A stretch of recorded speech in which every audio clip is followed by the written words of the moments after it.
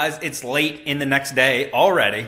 It's like 4 o'clock. Every time I'm in a video and I say, if I have enough time, that's because I have a life outside of YouTube. There's a lot of things I have going on. YouTube's not my life. And I tell you, like every other day, I'm editing a video for you guys to watch, which normally takes me at least 2 hours just to edit and get it processed and get it uploaded. So that takes time. I have a job. I have all kinds of things going on. I'm building a garage. I don't record everything. So that one guy that keeps saying, you never have enough time. I don't. I do not. There's only so many hours in the day. It's 4 o'clock right now. I got to run this thing to the power washer to blast it off. And I was going to wait and insulate. Wait!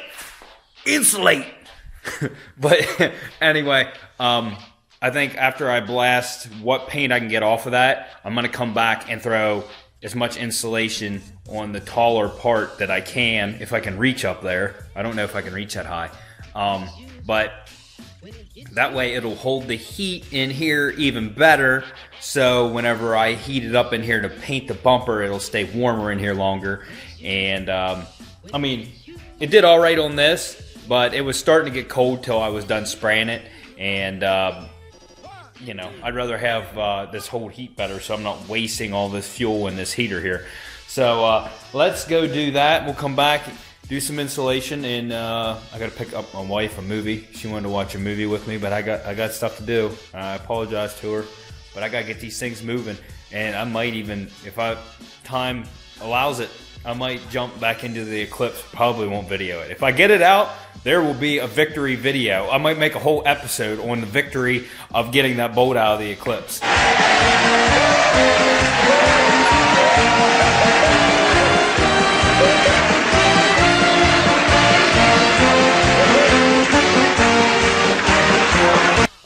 A lot of people were suggesting reverse drill bits, easy outs. Listen, the bolt that was in there held with my 1/2-inch impact cranking on it. It did not move. So then I got a long bar out, which you should not do. I should have just kept hammering on it with the impact back and forth. But I got a long, 1/2-inch ratchet out and started cranking on it, and that's when I busted it off. The bolt was strong. It's just rusted in there that tight. I did spray PB Blaster on it yesterday, and I'm going to spray a little bit more on it right now before I leave, so that it has more time to soak in. But I'm going to try my method I thought of drilling small holes around the bolt, as many as I can get in there. I'm going to make it look like Swiss cheese.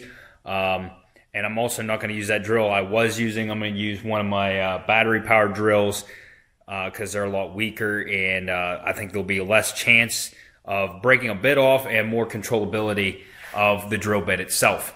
So let's get moving. We'll see how much paint I can blow off this thing.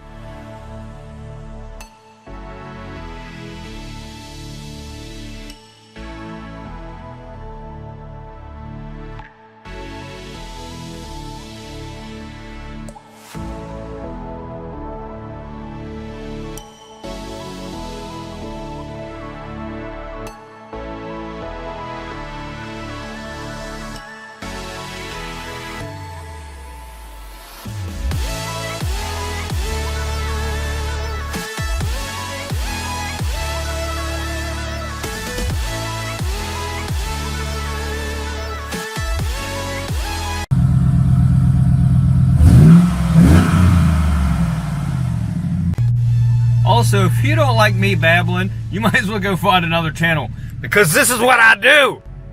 It's 40 degrees out, but we gonna wash this bumper anyway. At least try to blow the paint off of it. So let's see how good this works.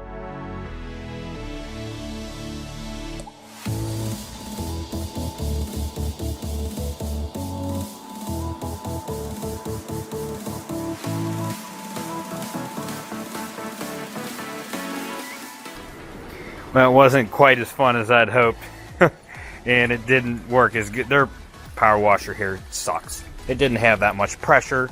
I thought it would work better than that. Maybe it's the cold weather. I don't know. Did blow some of it off. I was trying to get in the hard to reach places, and it still didn't take it off the best. It took some off, but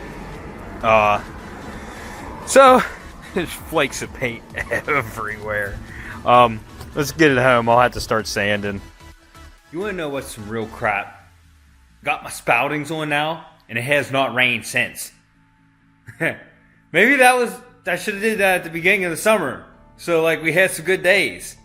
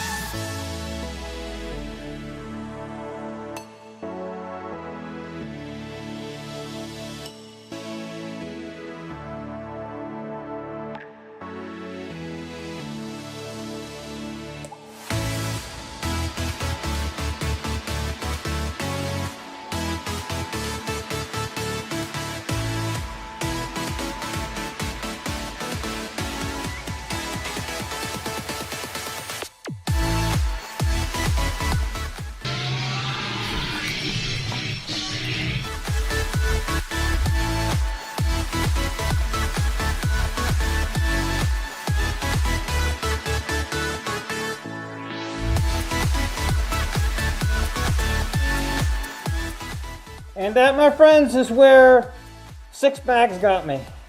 I'm out. So we'll have to get more to do the rest. I'm kind of waiting to do the bottoms just because of them going to be sealing the concrete and stuff. And I want to make sure that there's no rainwater and stuff coming in too.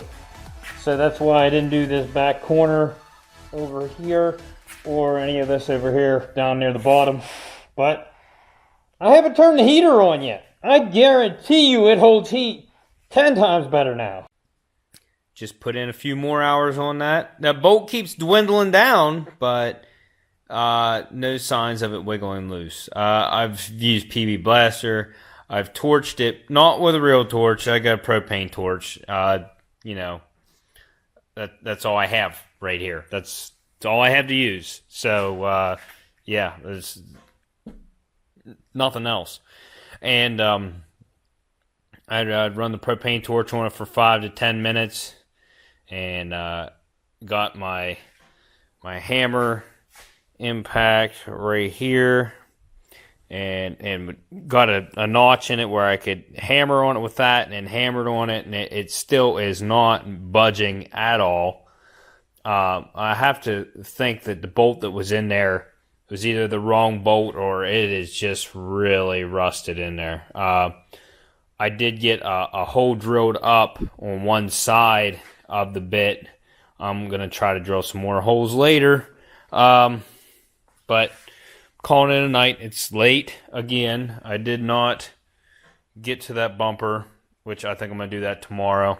Take another break from that. I'm not videoing it because it's the same thing over and over. Me just underneath there hammering, chiseling, drilling, hammering. It's continuous, and that just doesn't make for a good video, sitting there doing that for hours on end. It doesn't matter how fast you speed it up. It's just continuous. So, like I said, I'll update you guys whenever I get somewhere. Right now, I'm just dwindling away. The Dremel tool is doing most of the work, basically. I get the Dremel in there, try putting a notch in it that I can hammer on it with, and it's I am slowly piecing that drill bit out as I Dremel some away. Sometimes little chunks of it will fall out. I've used a center punch chisel and hammered on it several times, and it's basically just pushing it up in. It's not busting it up like it should.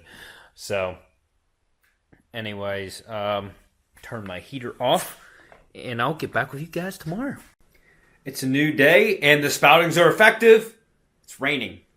Yeah, I know. It's hard to believe it's raining here, but it is. I know. I'm going to run down to the paint store here downtown and see what this paint's going to cost me. I'm going to ask the guy for his advice because I don't even know how much it'll take. I'm hoping like a pint will do it for both bumpers, but I don't know. He would know more than I do. In fact, Jerry would know more, but it's hard to get a hold of Jerry. He's working all the time. So let's go down here and we'll see how much this paint's going to cost me for the Accord. All right, guys, so if you don't know where your paint code is on your car, just do a simple search, Google search. Supposedly, this one is inside the driver's door jamb. So, open up the door jamb, and right here, oh, wait, I'm not even close. There it is. Right here is my paint code.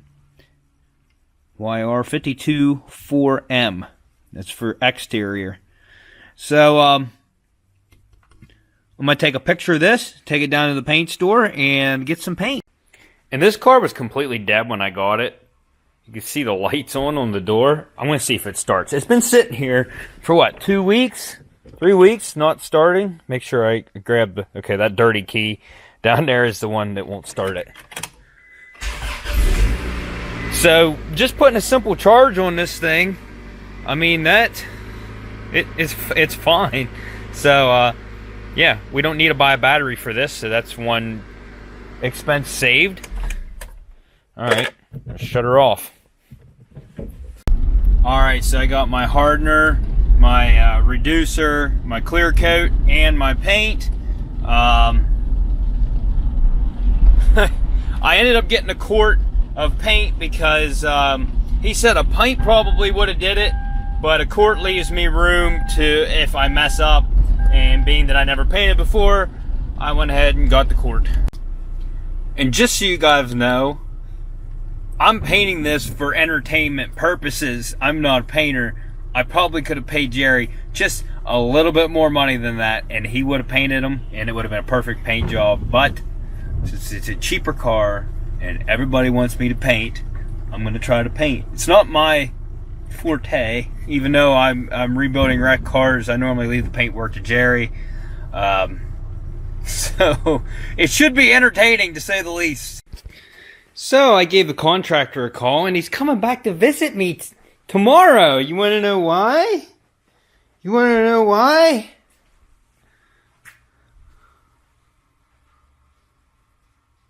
Why? Well, see, now that I pulled the insulation back up there and found out where the leak was, it doesn't seem to be dripping as bad. Which is weird.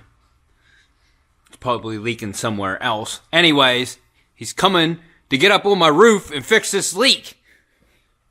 That's bullcrap. But let me show you why I normally don't paint myself. This is my quart of paint. That's hardener. This is reducer. And this is clear coat. Yep. So all this is what I'm going to need to paint both of these. And it cost me $130. Jerry probably would have did all this for me for $200. So right there it is, $130. So we're gonna get a semi-okay paint job because I'm gonna do it. Whereas if I would have paid $200 and had Jerry do it, they would be perfect. I know they'd be perfect because that's the way he works. So anyways, let's get sanding on this thing. And I'm going to get the power sander out. We're going to go with a heavier grit since I got to get all of that paint off. So we'll do that and then go over it with a finer grit. And then we'll use this same primer on that. I don't recommend using aerosol primers unless you're, like I said, I had these TransStar primers. They do work good, but to do a paint job right, you're going to want to go to the paint shop and get a spray primer that you're going to spray out of a gun with a hardener. That is your best option always. But since I already had this primer That's what I'm using. I got another can over there I'm going to use on this. And I did this in the past on that Subaru Legacy wagon, and it turned out perfect. I went ahead and primed the stuff, and then I sent it to Jerry, and he painted it. So, yeah, I'm painting it this time, so it might not look as good as that Subaru did.